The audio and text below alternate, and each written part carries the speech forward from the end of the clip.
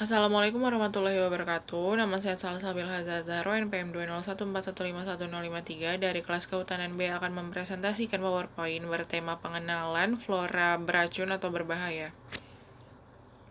Di sini jurnal yang saya jadikan bahan acuan berjudul Ethnobotanical Study of Toxic Plants in Ngadiwono Village, Tosari District, Pasuruan Regency, East Java, dengan nama jurnal yaitu Jurnal Pembangunan dan Alam Lestari Volume 8 nomor 2 yang dipublikasi pada tahun 2017 dengan nama penulis Anggraini Octavia, Serafinah Indriani, dan Jati Batoro. Yang pertama itu ada pendahuluan. Pada pendahuluan ini dijelaskan bahwa masyarakat Ngadiwono merupakan atau termasuk dalam suku Tengger yang bermukim pada Taman Nasional Bromo Tengger Semeru atau TNBTS yang kesehariannya itu bergantung pada lingkungan atau alam sekitar. Pengelolaan alam sekitar tersebut dipengaruhi oleh sejarah, adat, dan sumber daya alam yang tersedia. Masyarakat Desa Ngadiwono ini mengetahui banyak cara pengelolaan atau mengenai pengenalan tumbuhan obat-obatan yang dijadikan obat. Lalu yang terakhir itu dijelaskan bahwa masyarakat Desa Ngadiwono ini sedikit memahami tentang tanaman beracun.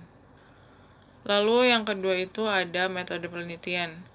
Desa Ngadiwono, Kecamatan Tosari, Kabupaten Pasuruan, Provinsi Jawa Timur, merupakan tempat penelitian yang mana desa tersebut menjadi zona buffer TNBTS yang mencakup wilayah Ledok Sari, Kerajaan Ketuon, dan Banyumenang, yang mana pada desa tersebut jarak antara pemukiman dan hutan sejauh 2 km dengan jumlah lelaki sebanyak 1.097 orang dan perempuan sebanyak 1.474 orang. Metode yang dilakukan pada penelitian ini yaitu metode wawancara mendalam dengan pemilihan responden secara snowball sampling yang berhenti saat diperoleh data jenuh, yang mana dalam penelitian ini dihitung ICS dan UVS. Dan rumusnya dapat dilihat pada slide di samping ini. Lalu yang selanjutnya ada hasil dan pembahasan. Hasil yang ditemukan yaitu terdapat 8 jenis tumbuhan atau flora beracun yang ditemukan pada daerah penelitian. Yang pertama itu ada bedor. Bedor ini daunnya atau ketika daun bedor terkena kulit akan memberikan rasa atau sensasi terbakar.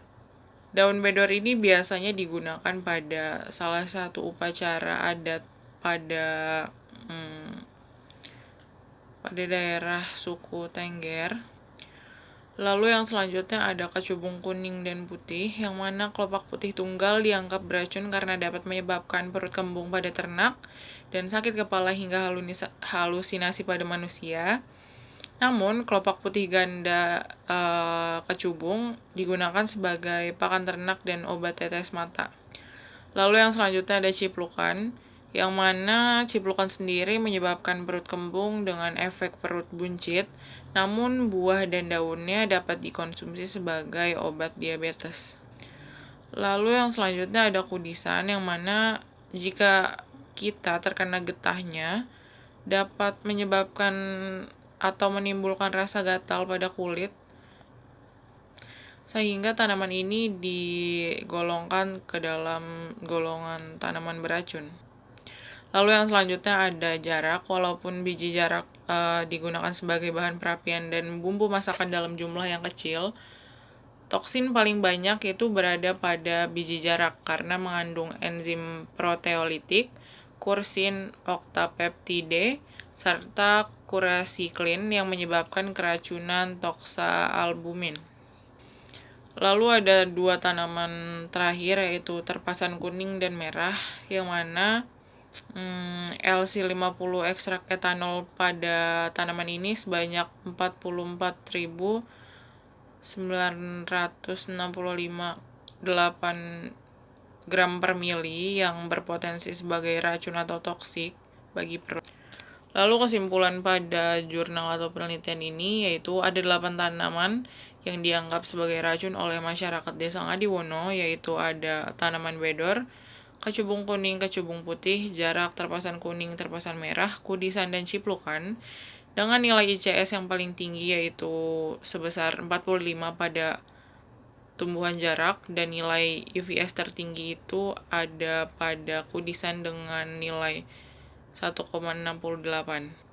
Sekian presentasi yang dapat saya sampaikan, kurang lebihnya mohon maaf. Wassalamualaikum warahmatullahi wabarakatuh.